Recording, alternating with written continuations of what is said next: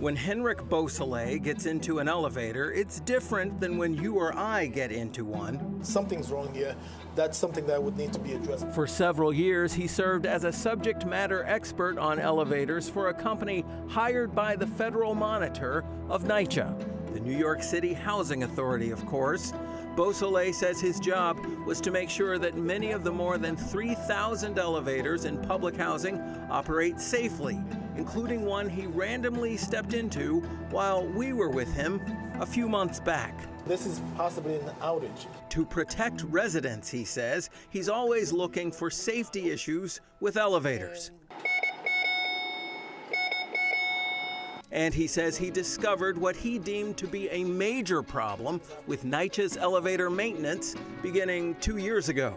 A lot of things that the department was not doing properly. One of those alleged things involves what's called REMS, a remote elevator monitoring system. It monitors the safety components of that elevator to prevent accidents. At least 70% of NYCHA's elevators, that's more than 2,300 of them, are required by the federal government to have the REMS installed. A NYCHA spokesperson directed us to the December 2024 Federal Monitor's report, which noted that REMS is, quote, in 73.7% of its elevators, exceeding the required 70% threshold, end quote. NYCHA also stated that as of mid-May, it has installed REMS in 78% of its elevators. However, Beausoleil says that when you look at how REMS works, the only way for you to know there's something wrong with that elevator is for someone to actually go sit in front of a computer and look at each device. NYCHA has workers assigned to do that, but Beausoleil, acting on doubts he had, told us he went to look at those devices on several occasions. And according to him, there's no one in front of the devices. The devices are not even near the people that are supposed to be looking at them. So there's no way they could be monitoring those devices. We asked Patrick Carr about that claim. When I ride an elevator, I'm being observant. He owns an elevator supplies company and has been an expert witness in hundreds of court cases. He's completely independent from Mr. Beausoleil and NYCHA, but he does say regarding REMS, I mean, a surveillance system is only as good as the monitoring of that system by human beings. But generally, you need eyes on that problem. Somebody has to be able to see it. Carr says there's a variety of ways to monitor REMS, but Beausoleil claims, based on his observations only, that NYCHA's dispatchers weren't using any of them frequently enough. For 7 years, NYCHA has been under the watch of a federal monitor focused on living conditions, including lead paint, lack of heat, and elevator issues. Regarding those, I communicated this obviously to the federal monitor. The next day I was told I'm off the project. As noted in his filed complaint, Beausoleil alleges the NYCHA contractor he worked for, called Turner and Townsend Heery, granted NYCHA's request and removed him from overseeing elevator service and repair.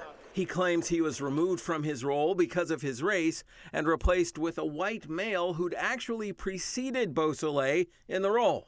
Beausoleil claims it was only after he took over for this other man in 2021 that NYCHA dispatchers were asked hard questions about monitoring elevators. We would like for him to be placed back in his position, which he was excelling in. This is about shining light on something that could potentially cause someone to lose their life.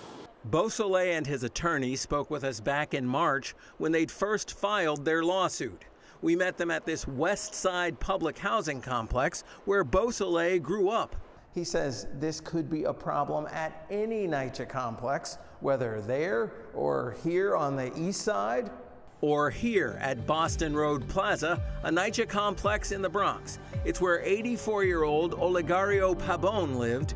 He was outside of this elevator in 2015 when its doors closed on his leg and arm, then started rising, leaving him with head injuries from which he died. Kaiser, a neighbor, knew Pabon.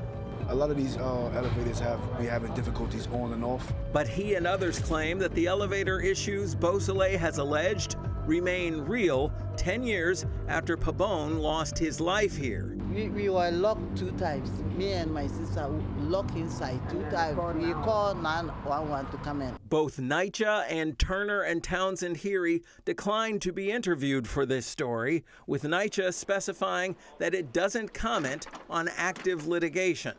But NYCHA has responded in court to Beausoleil's lawsuit, denying his claims and saying that it has, quote, acted reasonably, lawfully, and in good faith without malice in accordance with applicable laws, end quote.